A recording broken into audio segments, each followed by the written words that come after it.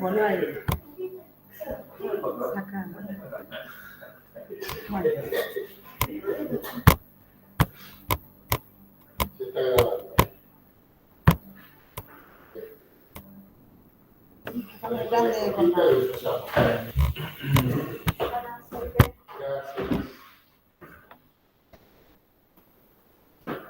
Bueno, ¿ya estamos todos?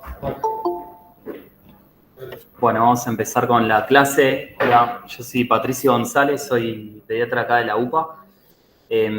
Esta clase voy a hablar de algunos temas que son importantes para pediatría, que son aspiración de cuerpo extraño, fiebre, convulsión febril y estatus febril, ¿sí? Que estarían como enmarcados dentro de urgencias y emergencias pediátricas. Bueno, para empezar lo que quise definir es algunos niveles de prioridad, que son diferencia entre una urgencia y una emergencia. Una urgencia es una situación de salud que requiere una atención inmediata, pero que no compromete la vida de las personas, ¿sí? Si no se recibe tratamiento a tiempo, una urgencia puede llegar a transformarse en una emergencia.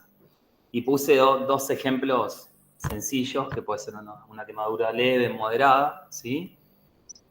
Y un traumatismo de un nene, justo se está tropezando unos cohetes, un traumatismo que puede llegar a derivar en algo más importante, ¿sí? Con respecto a las emergencias, son situaciones de salud que se van a dar repentinamente y en las cuales sí hay un riesgo de la vida de la persona y hay que dar un tratamiento inmediato. ¿Bien? Ejemplos puede ser, hay un montón de ejemplos, pero bueno, yo puse algo que se da frecuente en la guardia, que es una intoxicación, ¿sí? Que haya ingerido lavandina o algún tóxico, y un episodio de atragantamiento, ¿sí? Por un cuerpo extraño, que ahora vamos a hablar un poquito. Bueno, acá puse algunos dibujos de cuerpos extraños, que hay un montón, y suele ser una consulta frecuente en pediatría que se han tragado un cuerpo extraño o lo aspiraron. Entonces, aspiración de cuerpos extraños. La aspiración de cuerpos extraños suelen ser accidentes que son totalmente evitables y que se dan principalmente en menores de 3 años, ¿sí? Se da más que nada en menores de 3 años porque es una edad en la cual son muy curiosos, suelen llevarse toda la boca, ¿sí? Exploran a través de la boca, no tienen todavía los molares, entonces es frecuente que lo que se llena la boca a veces se lo traguen, ¿sí? Es súper importante prevenirlo esto. Esto es una causa re importante de mortalidad en la infancia, ¿sí? Y totalmente prevenible. Es la cuarta causa de muerte accidental en este grupo, ¿sí? Y la tercera en menores de 1 año. Entonces, cuando hay una aspiración de un cuerpo extraño, lo que pasa es que el cuerpo extraño pasa a la vía respiratoria, ¿sí? El cuerpo sólido. Y los podemos dividir en 2 tipos, los cuerpos extraños. Cuerpos extraños orgánicos, ¿sí? Y cuerpos extraños inorgánicos, ¿bien? Cuerpos extraños orgánicos, principalmente lo que más se tragan los niños son las semillas de girasol, los maníes, otras semillas y caramelos, ¿sí? Eso es lo más frecuente. A veces puede venir alguno con un hueso, pero nada. Esto principalmente en menores de 3 años. Y en los nenes más grandes se da con cuerpos inorgánicos.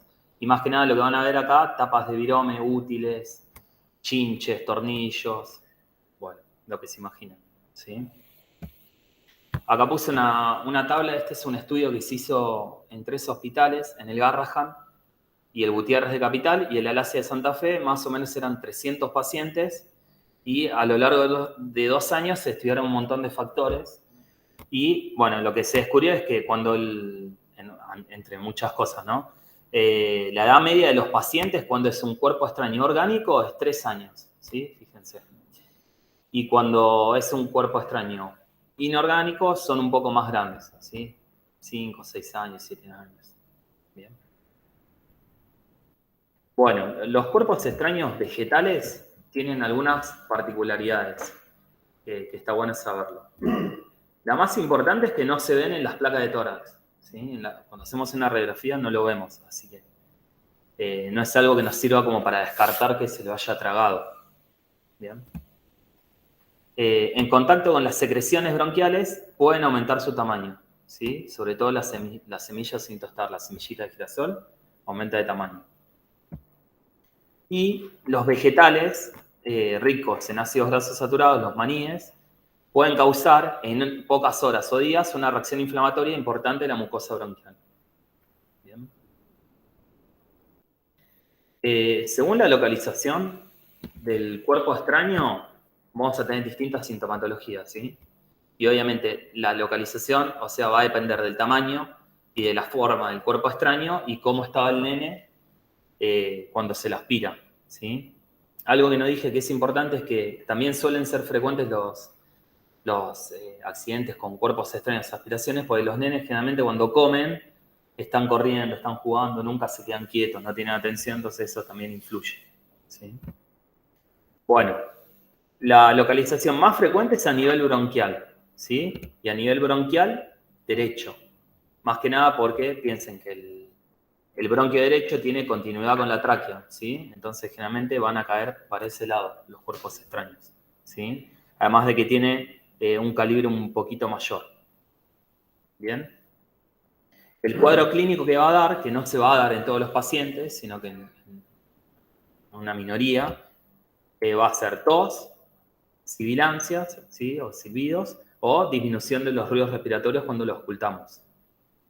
¿Bien? Que generalmente se dan en el 40% de los casos. ¿Sí? Y acá puse, bueno, nada, esto es como simbólico, ahí se ve la chinche que se traba así, que se ve también por la endoscopía. Nada, que en la placa casi ni se observa. Justo es metálico y se ve, pero es muy difícil de ver. ¿Sí? Bueno, localización laringea se dan un 6% de los casos. ¿Sí? Lo que tiene la localización laringea es que nos va a dar dos tipos de cuadros clínicos. Si hay una obstrucción parcial, nos va a dar tos, estridor, disfonía, dificultad para respirar. ¿Sí? Acá puse, nada, también. Que se trabó como un resorte, parece como un juguete, una lapicera, no sé. Acá se ve bien en la glotis y esto que se ve acá es como queda como secuela una estenosis subglótica. ¿Sí? O sea, siempre puede llegar a haber alguna complicación. Es en el caso de una obstrucción parcial. Bien. Entonces, en el caso de la obstrucción parcial, si el nene está consciente, tiene tos efectiva, respira, o sea, si habla, está respirando, tiene buen color, básicamente nos tenemos que quedar tranquilos, decirle que tratar de incorporarlo y estimularlo a que tosa, ¿sí? A que siga tosiendo, como para que pueda eliminar el cuerpo extraño. ¿Bien? Y siempre tratar de contenerlo para bajar la angustia del nene y de los padres, ¿sí? Eso en el caso de una obstrucción parcial. En el caso de una obstrucción total de la vía aérea o un atragantamiento, lo que vamos a ver es que puede que el nene esté consciente o inconsciente. Si está consciente, generalmente la tos está débil, no es efectiva, o podemos ver que nada, no respira, no llora, o se está empezando a cianosar, a poner azul. ¿Sí? Y lo que tenemos que hacer básicamente es las maniobras para desobstruir la vía aérea. Bien, eso vamos a hablar un poquito más adelante.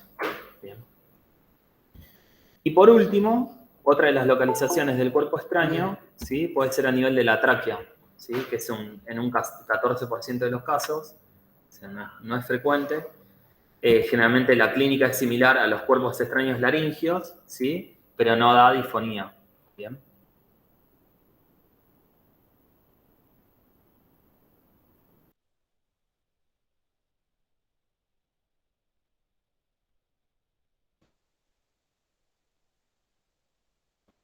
Bien. ¿Se recomienda contra la gravedad? ¿Ponerlo boca abajo? No. No, porque generalmente lo que terminás haciendo es desplazando el cuerpo extraño. Ahora después yo la explico la maniobra, pero esa de ponerlo boca abajo y empezar a pegarle, no, idealmente no. Pero bueno, los padres a veces en la desesperación. Bueno, diagnóstico. El diagnóstico, una de las cosas más importantes es tener en cuenta el antecedente de asfixia, porque muchas veces también lo que pasa es que pasa desapercibido y siempre está, es muy raro que se trae algo y no esté el padre. Generalmente está el padre observando y está bueno cuando lo vemos y hablamos con el padre, como tener conciencia de ese antecedente, porque lo que pasa también es que dice, no se lo debe haber tragado, y pasan los días y después se puede producir alguna complicación secundaria que el cuerpo extraño está retenido. ¿Sí? La clínica se va a dar, como dijimos, 40% de los casos, ¿sí? Y la radiografía puede ayudar a confirmar la aspiración, pero no tenemos que decir, bueno, le hicimos la placa, no se ve nada, no tiene nada. ¿Bien? Bueno, con respecto al tratamiento, esto para nosotros los pediatras y los que somos papás, lo principal es prevenir, ¿sí? Educar a los padres, a los cuidadores, los nenes que empiezan a comer, que no le den frutas con semillas, que le saquen la cereza, que es una de las semillas que más se tragan, que se la saquen, no tener juguetes con partes que se rompen cuando lo tiran contra la pared. Bueno, hay que dar un montón de pautas a los padres. Y los pediatras siempre tenemos que estar todo el tiempo evangelizando de los cuerpos extraños, hablar de cuerpos extraños. Más cuando empiezan a deambular, ¿sí? Generalmente es una causa frecuente de derivación al hospital de niños, ¿sí? O al Posadas, para extracción del cuerpo extraño. Y bueno, y tenemos la maniobra de Heimlich, ¿sí? Que ahora la voy a explicar. La maniobra de Heimlich tenemos dos tipos de maniobra, una en menores de 1 año y otra en mayores de 1 año. En menores de 1 año, lo que se hace es, se dan 5 golpes en la zona media de la espalda, entre las escápulas, ¿sí? Por 5 compresiones en la zona media del pecho, ¿sí? O sea, primero le damos los 5 golpes en la zona media, entre las escápulas, lo rotamos al nene, ¿sí? Y vemos si, siempre fijándolo bien, ¿no? Y vemos si podemos ver el cuerpo extraño en la boca. Si lo vemos el cuerpo extraño y no está muy introducido, con un movimiento tipo de gancho, dice con el meñique, lo retiramos. Si vemos que todavía no está el cuerpo extraño, se sigue con las compresiones en la zona media del pecho. ¿Sí? Y esto se hace hasta que lo expulse o hasta que el nene esté inconsciente. ¿Bien? Eso es en menores de 1 año. ¿Sí? Fíjense que se pone como levemente hacia abajo. En la primera imagen está como levemente inclinado el nene. ¿Sí? Es una maniobra sencilla. En mayores de 1 año, esta es la que conocemos todos, del famoso que se atraganta en un restaurante. Nos tenemos que, cuando es un niño, nos podemos colocar arrodillados por detrás del niño, lo abrazamos, ¿sí? Y cerramos el puño, lo ponemos entre el ombligo, la punta del esternón, en la boca del estómago, y lo que tenemos que hacer es un movimiento en J, ¿sí? Hacia atrás y hacia arriba, ¿sí? Brusco, 5 veces. También intentando que expulse el cuerpo extraño. ¿Bien? Eso con respecto a los cuerpos extraños en vía aérea. ¿Sí? Es importante eso que dijiste, que no tenés que hacer una compresión, o sea, para adentro, sino que es adentro y arriba. Sí. Que muchos se intenta comprimirlo, pero eso no es efectivo. O sea, hay que entrar y para tenemos arriba, como que entrar y para arriba. Empujar el diafragma, por eso el movimiento. Bueno, después de hablar un poquito, voy a hacer unas cosas de tubo digestivo, oculares, nasales. Cuerpos extraños en tubo digestivo también son importantes, es una causa frecuente de consulta en la guardia. El 80% son asintomáticos, o sea, sigue su camino, lo elimina. El mayor riesgo también, entre 2 a 5 años, ¿sí? Y hay algunos que son principalmente peligrosos, que son las pilas botón, ¿sí? Que lo que producen las pilas botón cuando están en contacto con la mucosa del aparato digestivo necrosan y perforan. Entonces es una urgencia. Viene un nene que dice que se traga una pila botón, directo al niño, porque es una urgencia. O sea, en horas le puede perforar el esófago o el estómago, ¿sí? Objetos punzantes y monedas, ¿sí? Que las monedas a veces suelen quedar ahí en esa localización, en la encrucijada, y el paciente suele venir como con mucha cialorrea, mucha salivación, y nada, está el antecedente que el padre lo vio que se ponía algo en la boca. Bien. Cuerpos extraños oculares, esto, poquito, muy poquito. ¿Qué tenemos que hacer? Nada, evitar que se frote el ojo, generalmente nada, alentarlo a que parpadee para ver si lo puede eliminar, y evitar que se frote para evitar que se haga una úlcera. Se puede poner el ojo del nene debajo de un chorro de agua o solución fisiológica para tratar de removerlo, pero básicamente lo que hay que hacer es, nada, lo tiene que ver un oftalmólogo, ¿sí? Que generalmente hacen la maniobra para revertir el párpado y a veces pasan un hisopo. ¿Sí? Claro, para evitar la úlcera. ¿Bien? Y después, cuerpos extraños sin nariz y oído. Nada, también está el antecedente de que algo le molesta en la nariz o el oído. Y generalmente cuando hay un cuerpo extraño en nariz, suele haber una secreción nasal olorosa que suele ser de un solo lado. ¿Sí? O sea, tiene rinorrea de un solo lado. ¿Bien? Cuerpo extraño en oído también. Sensación de que tiene algo, o tiene alguna dificultad para oír, o dolor de oído, o le empezó a sangrar de repente. ¿Bien? O tiene una secreción maloliente, eso es frecuente. ¿Sí? Y nada, también lo tenemos que mandar al otorrino. ¿Sí? Lo que tienen oftalmología y otorrino en La Plata que no hay guardia disponible las 24 horas, entonces es complicado. Generalmente termina yendo al hospital de niños por descarte. Bueno, voy a hablar un poquito de fiebre, ¿sí? De algunas características de la fiebre que son importantes conocer. Bueno, la fiebre es una respuesta natural del cuerpo, no es una amenaza, ¿sí? La mayoría de los casos suele ser una respuesta que es benigna, que es protectora, ¿sí? Que no suele durar mucho. Y yo acá esto lo aclaré, pero bueno, es súper difícil que lo entendamos, que lo entiendan los padres más que nada. Si es una urgencia la fiebre y no es una urgencia, pero es difícil que lo entiendan. Lo importante es mientras nosotros sepamos que no es una urgencia y estemos todos tranquilos y serenos. Bien. Bueno, entonces, fiebre, ¿cuándo la vamos a considerar? Cuando la temperatura axilar es igual o mayor a 38 grados. ¿Sí? Y se suele acompañar de distintos signos que son el aumento de la frecuencia cardíaca, el aumento de la frecuencia respiratoria, decaimiento, ¿sí? Que son todos síntomas que cuando la fiebre baja, mejoran. ¿Sí? Entonces, el objetivo de bajar la fiebre es que el paciente esté confortable y no va a depender del nivel de temperatura inicial y de cuánto les baja, ¿sí? Algo también que es importante que sepan los padres, que la fiebre suele bajar poco, baja medio grado, 1 grado por hora, ¿sí? Más que nada con el ibuprofeno y paracetamol. Con la dipirona suele bajar un poquito más rápido. Y eso está bueno también a veces comentárselo como para que también baje la ansiedad. Es una consulta re frecuente y... Tema de dipirona, perdón. Sí. En una época se decía que no había que darle más dipirona. ¿La podemos usar? Sí, sí, lo usamos, en pediatría lo usamos. No lo usamos tan frecuente porque se creía que tenía un efecto a nivel medular, pero... Un estudio en los caucásicos. Sí, no hay tanta evidencia. La verdad, nosotros no lo usamos tanto los pediatras. Bueno, cuando la fiebre no cede con paracetamol, mandale dipirona directamente, no le vas a hacer nada más. No, más por una dosis. Yo creo que eso más que nada se refiere a uso frecuente.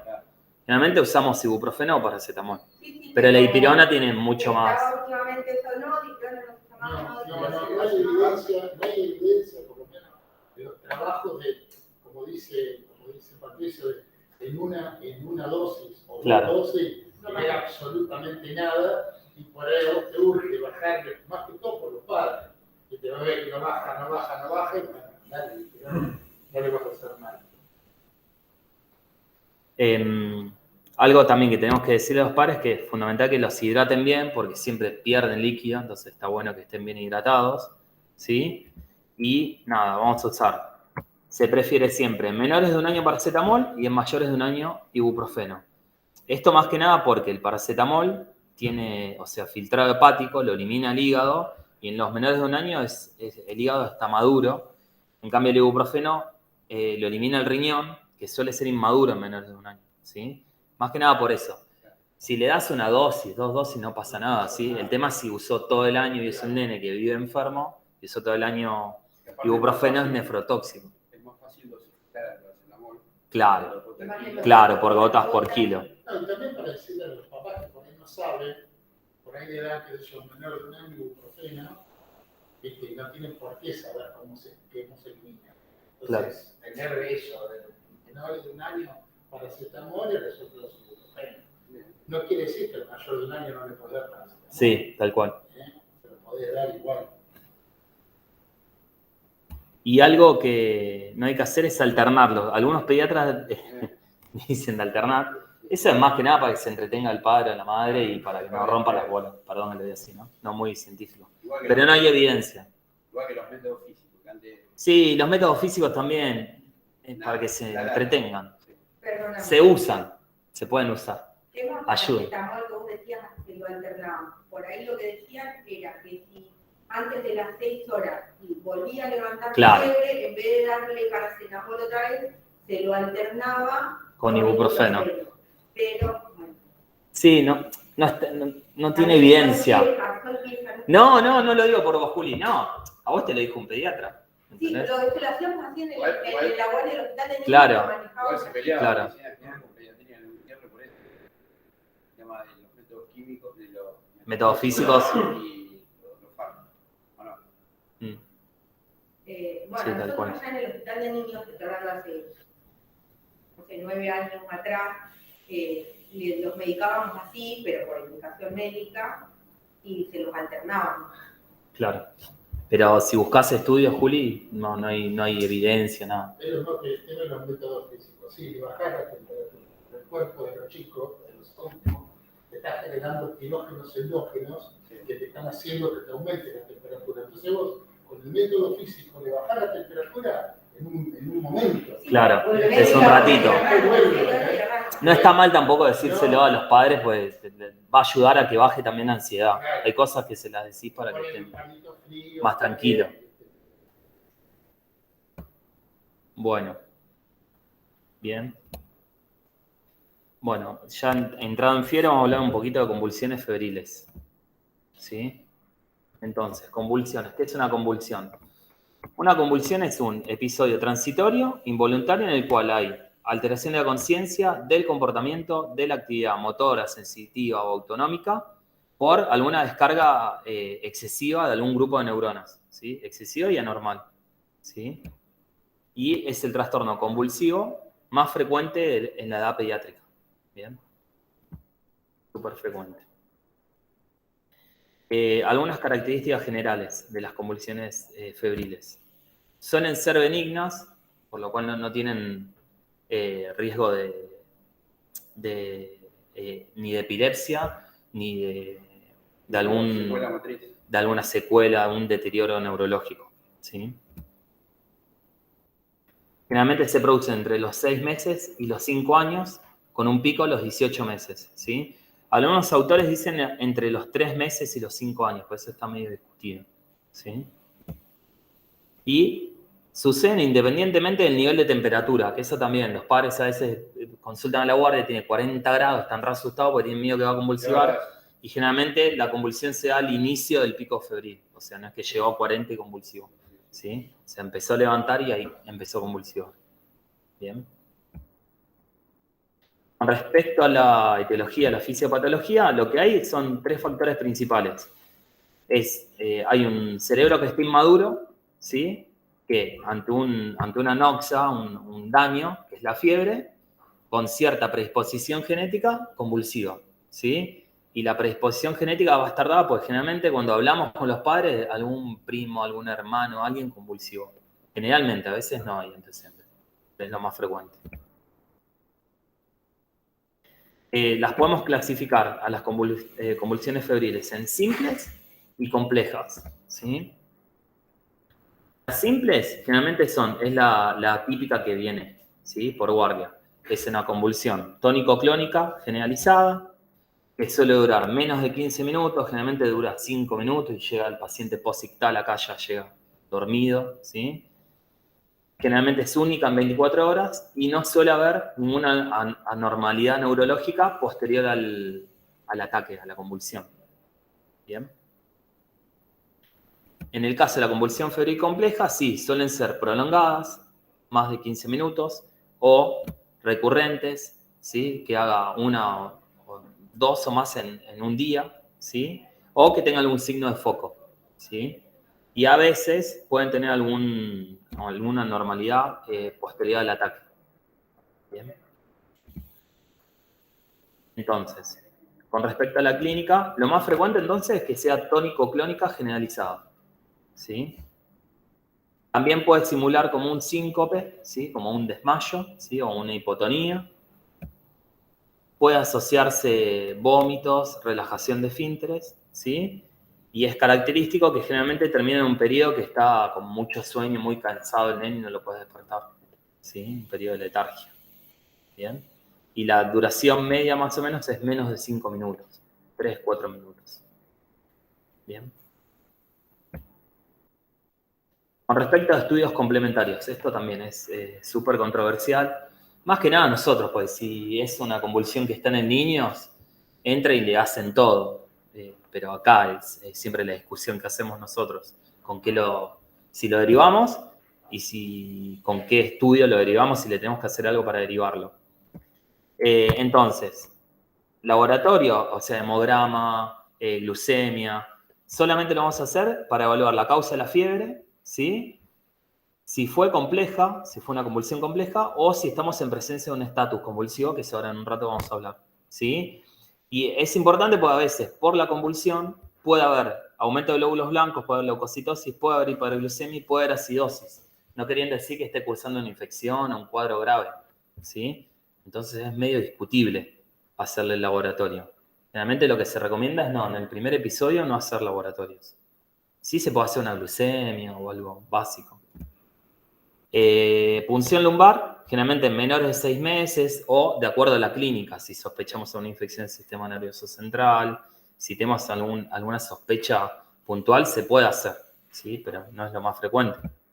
Y antibióticos también, lo mismo. Generalmente nosotros no vamos a medicar acá, ¿sí? Salvo que sospechemos una meningoencefalitis que venga con petequias, que venga con un cuadro bien característico. Y después, generalmente imágenes, que esto también se suele pedir allá en niños, solamente en casos de convulsiones febriles complejas, ¿sí? Bueno, con respecto al diagnóstico diferencial, puse uno de los que más odiamos los pediatras, que es la meningoencefalitis aguda, ¿sí? Que es bien característico el cuadro. Generalmente tienen alteración del sensorio previo a la convulsión, o sea, si cuando le hacemos la anamnesis a los padres te cuentan que ya venía hace varios días, ¿sí? Como hipotónico o distinto, con un cambio de ánimo, ¿sí? Eso también es súper importante. Si la mamá dice que tiene algún cambio de ánimo, prestarle atención porque generalmente tiene razón. Rigidez de nuca, ¿sí? Si tiene algunas petequias, principalmente en miembros inferiores, ¿sí? En los muslos. Ojo con eso, la Sí, eso es en el caso de una meningococcemia. porque tienen poco tiempo de consumo. Es rápido. Entonces, hay que listo. Sí, en ese caso hay que enchufarle antibiótico y llevarlo para el niño. Si tiene la fontanela hipertensa, ¿sí? En el caso de un neonato, ¿sí? O un bebé chiquito. Si tiene Glasgow menor a 15, más de 1 hora post-convulsión, ¿sí? Cuando la convulsión aparece 24 horas posteriores al inicio de la fiebre, ¿sí? Y después otros diagnósticos diferenciales. Recuerden que Shigella y rotavirus, Shigella es poco frecuente, ¿sí? Pero rotavirus sí, ahora no tanto por la vacunación, pero los dos producen toxinas que son toxinas que pueden producir convulsiones en los chiquitos. Después puede haber no es frecuente, pero un síncope vasovagal febril por la fiebre, como que haga como un desmayo, ¿sí? Y después alguna convulsión asociada a un trastorno metabólico por gastroenteritis, ¿sí? Por una deshidratación, que tampoco es frecuente, pero puede pasar, ¿sí? ¿Qué factores de riesgo tenemos como para saber si puede llegar a ser la convulsión en el mismo día o el otro día o no? Los más importantes son que la edad de inicio sea precoz, ¿sí? O sea, que tenga menos de 15 meses, que haya epilepsia en familiares de primer grado, que haya habido alguna crisis febril en algún familiar de primer grado, que sea un paciente que vaya a guardería desde edad temprana o que está permanentemente cursando infecciones, ¿sí? O también que la temperatura sea baja al inicio de la crisis, ¿sí? Que sea al principio del comienzo de que empiece a elevar la temperatura y convulsivas suelen recurrir, ¿sí? Entonces, 100 factores de riesgo y un 10% de riesgo de recurrencia. Con 1 o 2 factores de riesgo, hasta un 50%, y con 3 o más factores de riesgo, 50% o más. Bien. Bueno, con respecto al tratamiento, lo que suele pasar acá en la UPA cuando viene algún nene, la mayoría ya se dio espontáneamente cuando llega, ¿sí? Entonces ya cuando llega, la madre te cuenta el episodio, siempre está bueno preguntar cuánto duró, ¿sí? Y generalmente el nene está llorando, no tenemos que hacer nada, solamente bajar la temperatura, ¿sí? Con antitérmicos. ¿Y cuándo las vamos a tratar? Cuando duran más de 5 minutos. Eso en un ratito lo vamos a ver bien, que es más que nada, también está concatenado con el cuadro de estatus epiléptico, ¿sí? Y acá tenemos distintas alternativas. Lorazepam, diazepam endovenoso, diazepam rectal. Esto es lo más usado, ¿sí? Y acá puse como un pequeño algoritmo. Entonces, de primera línea tenemos lorazepam, ¿sí? Que la dosis es 0,1 miligramos kilo. Bien. Si la convulsión no para, la podemos repetir a los 5 o 10 minutos, podemos hacer una segunda dosis. Y la regla rápida es media ampolla cada 10 kilos o un cuarto de ampolla cada 5 kilos. ¿Sí?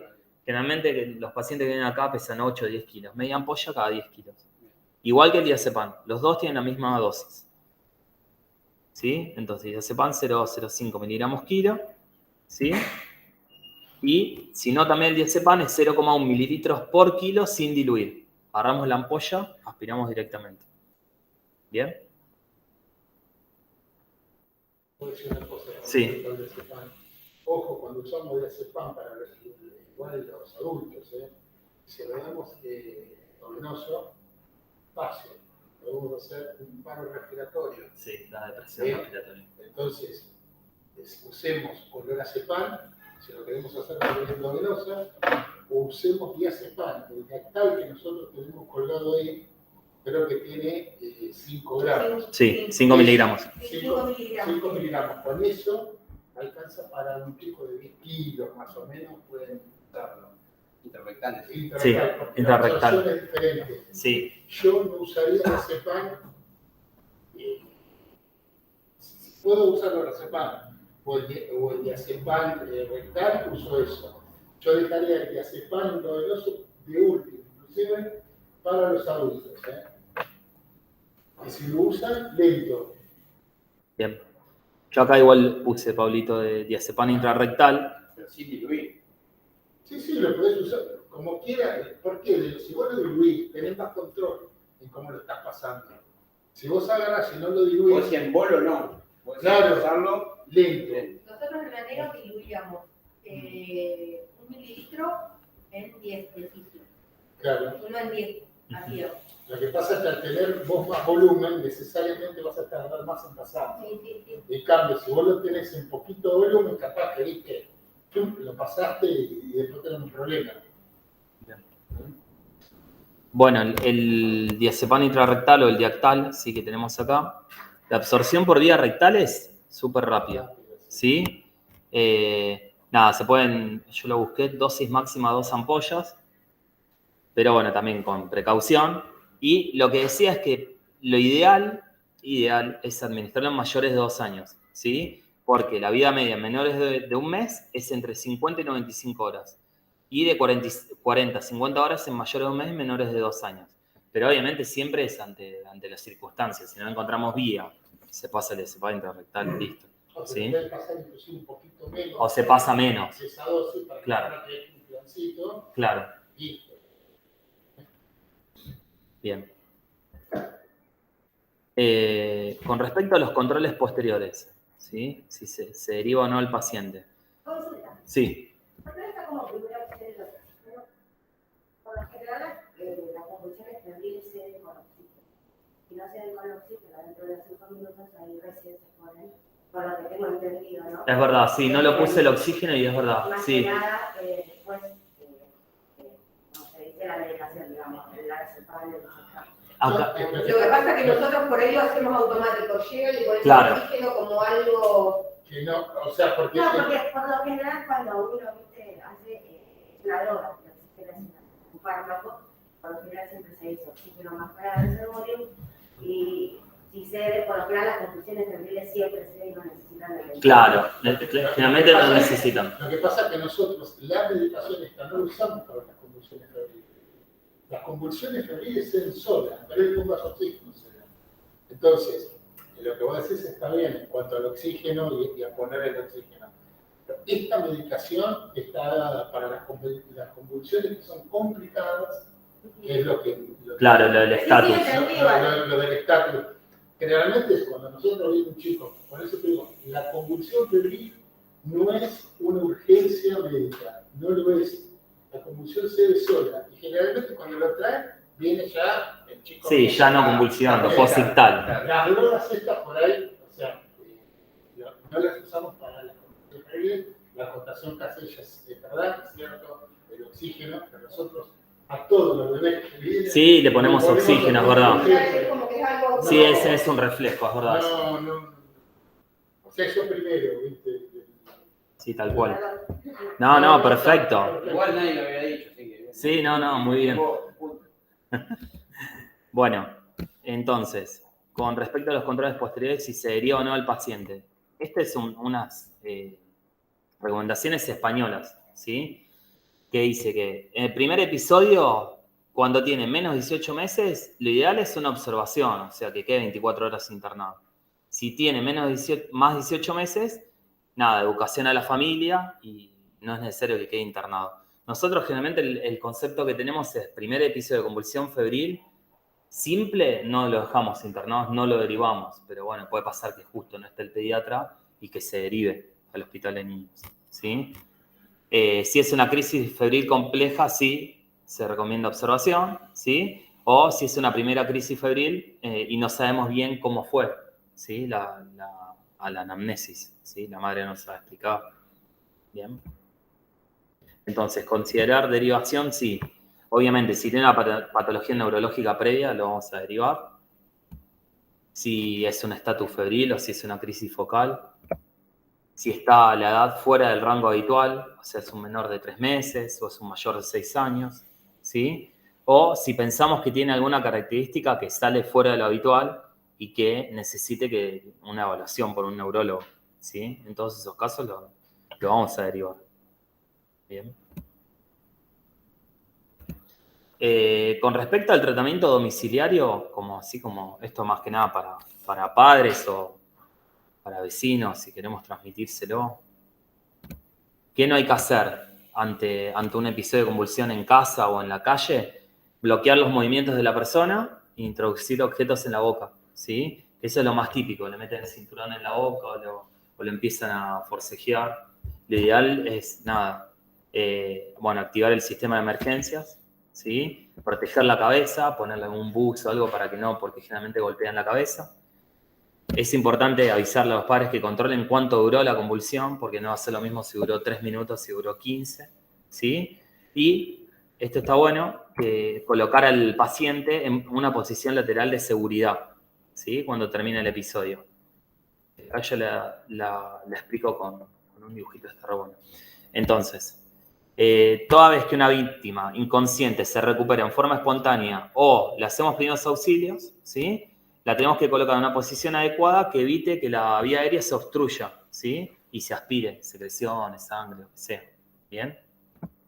Entonces, acá fíjense que nada, la primera imagen, el brazo que tenemos a nuestro lado, arriba y doblado como un policía, ¿sí? El otro brazo lo pasamos por encima del pecho, en la otra le doblamos la rodilla, después la agarramos por el hombro y la rodilla y lo giramos, ¿sí? Esta es una posición lateral de seguridad como para evitar que, para controlar la vía aérea, ¿sí? Que quede permeable. ¿Bien? ¿Alguna duda hasta acá? ¿Bien? No, bárbaro. Bueno, y ahora vamos a hablar del estatus epiléptico, es hermoso. Bueno, el estatus epiléptico es una de las urgencias neurológicas más frecuentes, ¿sí? Es muy poco frecuente, pero dentro de pediatría puede llegar a producirse, ¿sí? ¿Y qué es un estatus epiléptico? Es una crisis convulsiva que persiste o por un tiempo prolongado, 30 minutos, ¿sí? O son distintas crisis que se van intercalando, pero nunca hay una recuperación completa de conciencia entre las crisis. ¿Bien? O sea, no para, la convulsión no para.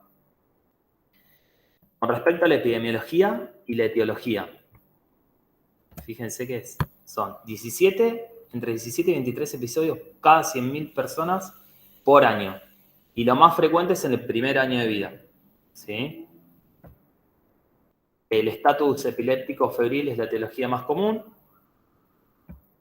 pero fíjense también, 60% de los niños son sanos antes del primer episodio, o sea, hay 40% de nenes que tienen alguna patología previa, ¿sí? Que es un montón. Y un 15% de los niños con un diagnóstico previo de epilepsia pueden llegar a tener un episodio de estatus epiléptico. Y generalmente lo que suele pasar es que justo le han ajustado una dosis o la madre, no sé, creció y sigue con la misma dosis y convulsivo, ¿sí? No llegaron a hacer ese switch, ¿bien? Y una causa que es frecuente también, la infección del sistema nervioso central puede gatillar un estatus epiléptico. ¿Bien? Yo acá en este cuadro puse los más frecuentes, ¿sí? Que son el estatus epiléptico febril y el sintomático agudo, ¿sí? El febril es un estatus epiléptico provocado por una enfermedad febril, pero que excluye alguna infección directa del sistema nervioso, como una meningoencefalitis, ¿sí? O sea, generalmente una gastroenteritis, una otitis, alguna causa infecciosa. Y el sintomático agudo ocurre durante una enfermedad aguda que afecta al sistema nervioso central, o sea, alguna encefalopatía aguda, que puede ser infecciosa, puede ser una meningoencefalitis, puede ser traumática, puede ser un traumatismo de cráneo grave, ¿sí? Puede ser algún trastorno metabólico, una hipoglucemia, una hiponatremia, una hipocalcemia, que eso generalmente se dan en más chiquititos, en más neonatos, ¿sí? Puede ser algún tóxico también, y un accidente cerebrovascular que no es frecuente, pero a veces puede pasar.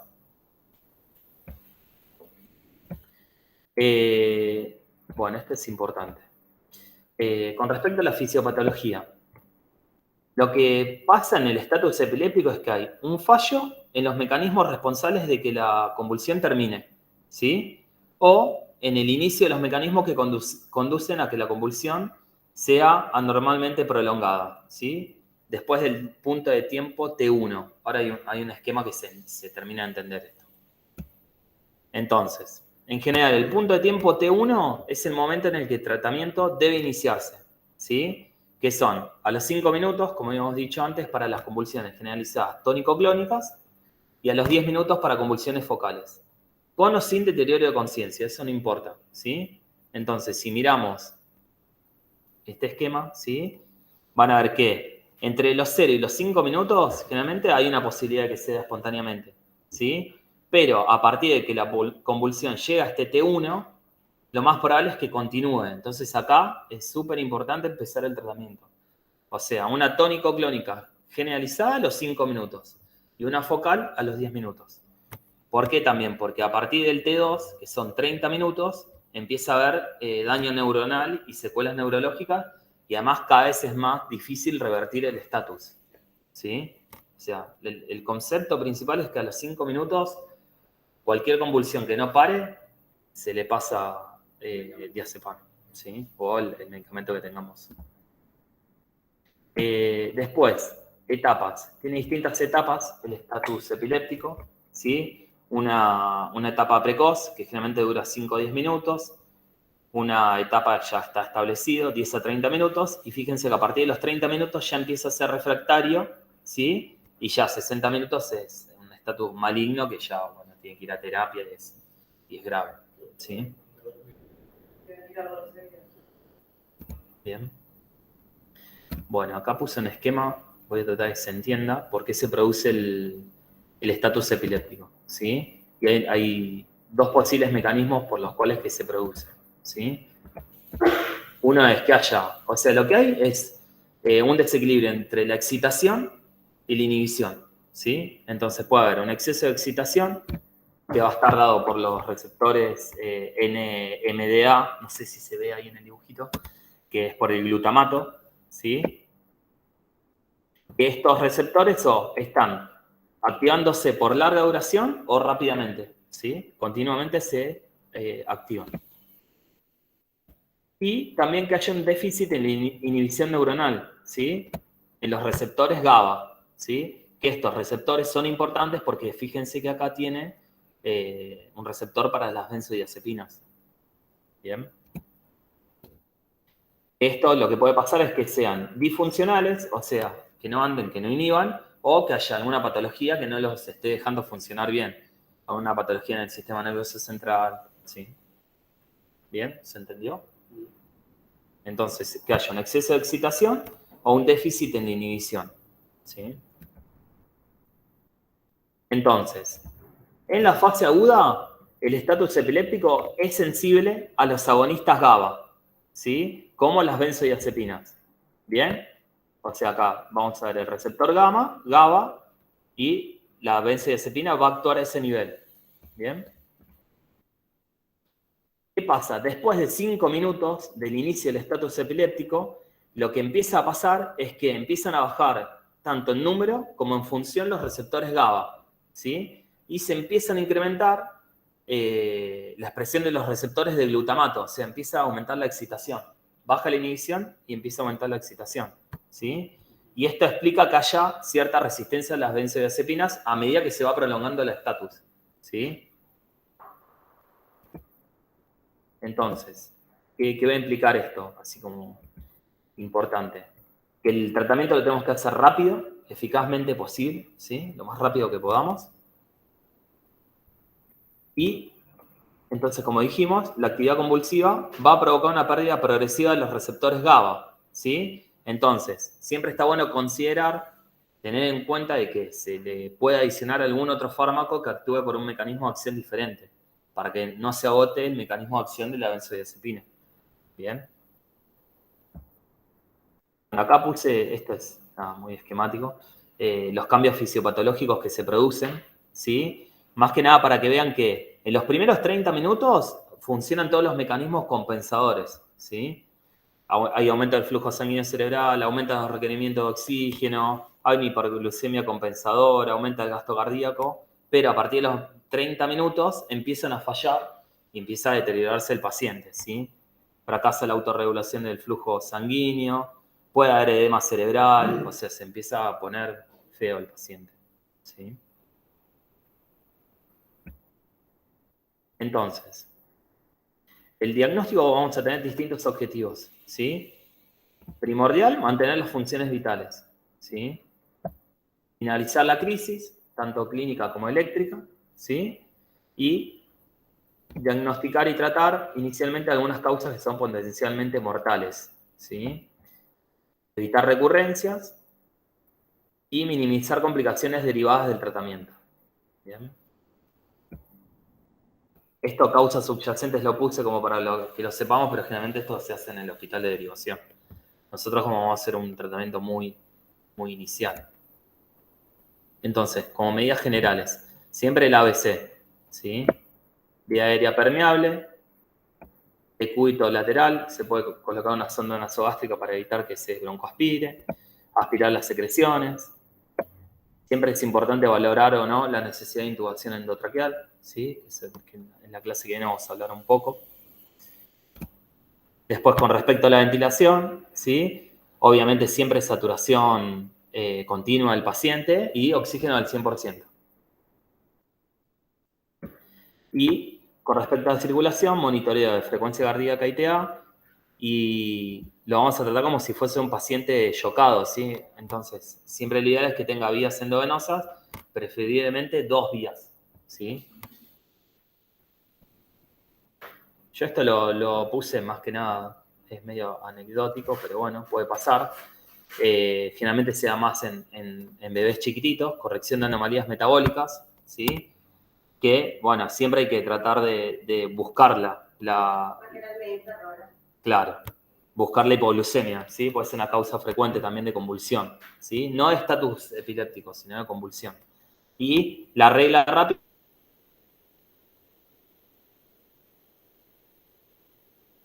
es en los mayores 2,5 por kilo de trozos, ¿sí? En los menores, si muy chiquito, 2,5 kilos. Con eso lo corregís, ¿sí? Acá justo dice menos de 25, pero esto es una hipoglucemia que se puede corregir por vía oral. Menos de 25 se puede corregir por vía endovenosa, ¿sí? Pero igual no está. Bueno, después vamos a hacer un examen neurológico, ¿sí?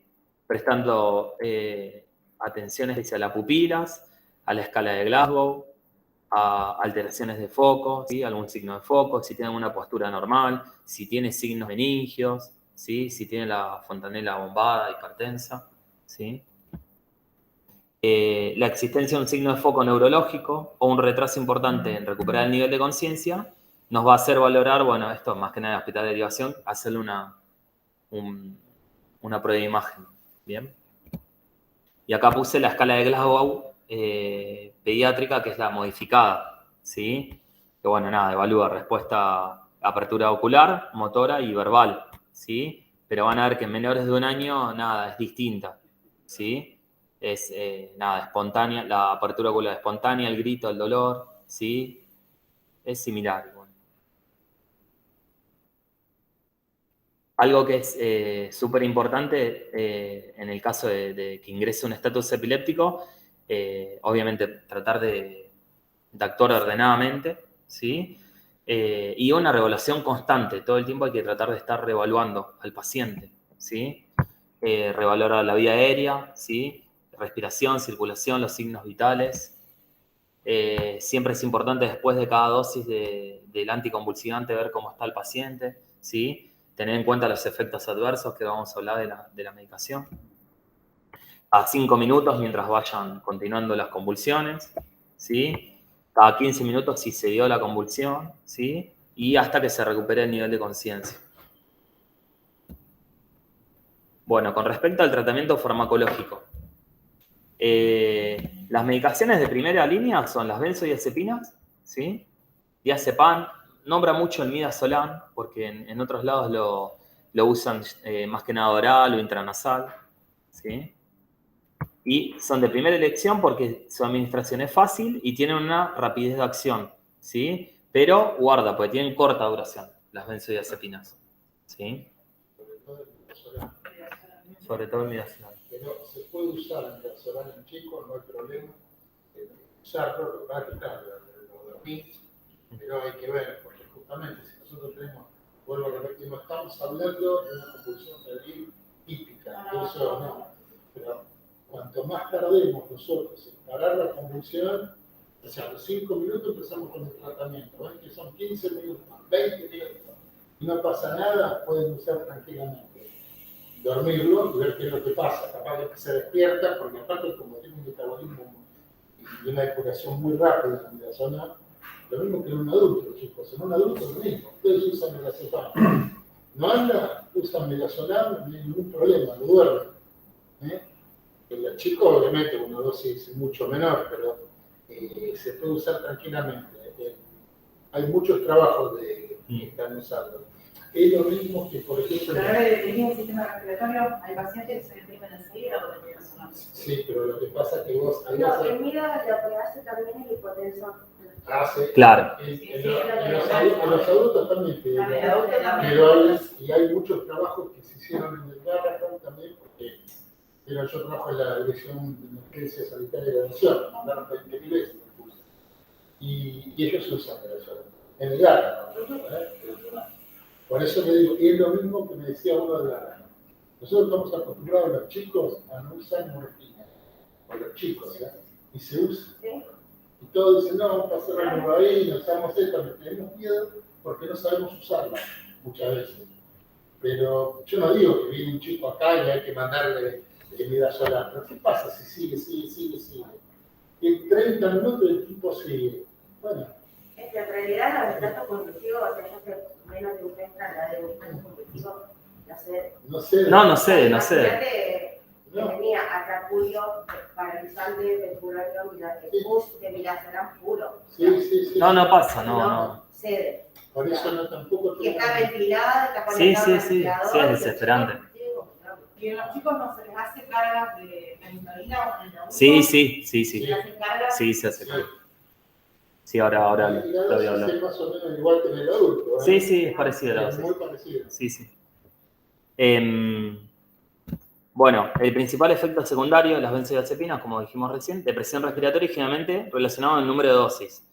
A más de 2 dosis, mayor riesgo. ¿Sí? Lo que tienen de bueno es que son lipofílicos, o sea, atraviesan rápidamente la barrera hematoencefálica y potencian la neurotransmisión GABA. ¿Bien? Estos son fármacos de primera línea. ¿Sí? De segunda línea vamos a tener la fenitoína. ¿Sí? Que son para crisis que no ceden tras 2 dosis de benzodiazepinas y en aquellas que pese a haber seguido siguen prolongándose. ¿Sí?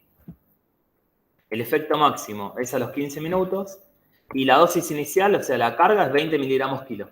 ¿Sí? Y lo que tiene de importante la fenitoína es que hay que diluirla en solución fisiológica. ¿Sí? Pues si no cristaliza con un destrozado. Eso es importante. Efectos adversos, puede dar hipotensión, ¿bien? Y arritmias. Y la dosis de mantenimiento, 5 o 7 miligramos kilo, ¿sí? Cada 12 a 24 horas. ¿Bien? Yo sé que la fenitoína en un adulto es de 15 a 20 miligramos kilo. Eso es lo que se usa. Después, ácido valproico también se puede usar, ¿sí? 20 miligramos kilo, también a pasar en 5 o 10 minutos. Lo que tiene ventaja es que no tiene tantos efectos a nivel respiratorio, ¿sí? Y a nivel hemodinámico, pero sí es hepatotóxico, ¿sí? Entonces, que esto es medio controversial, dice que está contraindicado en niños menores de 2 años, pero yo he visto algunos pacientes que le han dado. Pacientes polimedicados o sospecha de enfermedad metabólica de mitocondria, muy raro. El mantenimiento es 1 o 2 miligramos kilo hora. Y el levetiracetam, que también se usa, que es relativamente nueva, no es tan nueva, que es una carga de 30 a 60 miligramos kilo. ¿Bien? Y después esto lo puse como tercera línea, pero esto más que nada en neo, el fenobarbital, ¿sí? Que lo usamos más que nada en las salas de neonatología cuando tiene una convulsión, es como la primera indicación. Pero tiene muchos efectos secundarios, ¿sí? Principalmente depresión respiratoria y puede dar hipotensión, ¿sí? Bueno, acá puse un cuadro con los inicios, fíjense el inicio de acción del diazepam, ¿sí? Pero la duración son 10-20 minutos, es poquito, y da depresión respiratoria y hipotensión, ¿sí? El midazolam tiene un inicio de acción un poquito más lento, dura un poco más, y la fenitoína y el fenobarbital son más prolongados, ¿sí? Bueno, este es un algoritmo que copié de España, que es como una síntesis de todo lo que hablamos recién. Nada, con el ABCD, monitoreo, de todos los signos vitales, oxigenoterapia, que lo pone arriba de todo, ¿sí? Acá pone glucemia menor de 60 a corregir, es un poco más baja, ¿sí? También, con respecto a los laboratorios que le pedimos, glóbulos blancos, acá habla también de niveles de anticonvulsivantes, pero eso en el hospital de derivación, ¿sí? Después, fíjense que acá habla en los 5 minutos del estatus epiléptico precoz, con o sin vía, ¿sí? Sin vía, usan midazolam intramuscular, bucal o intranasal, o el diactal, ¿sí? Se puede usar sin miedo. Y en caso de tener vía, diazepam o midazolam, ¿sí?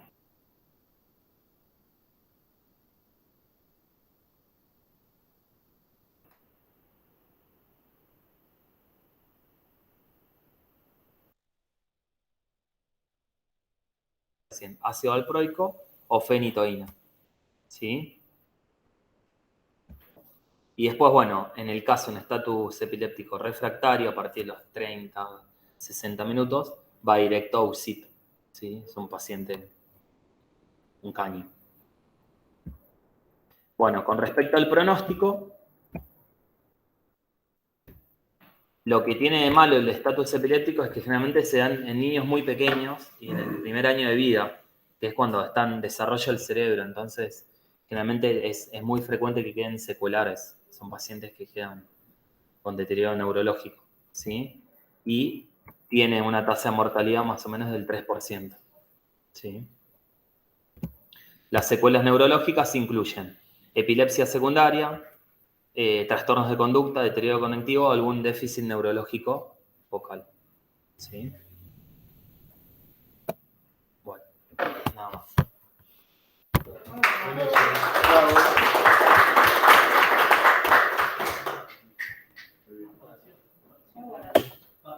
¿Preguntas?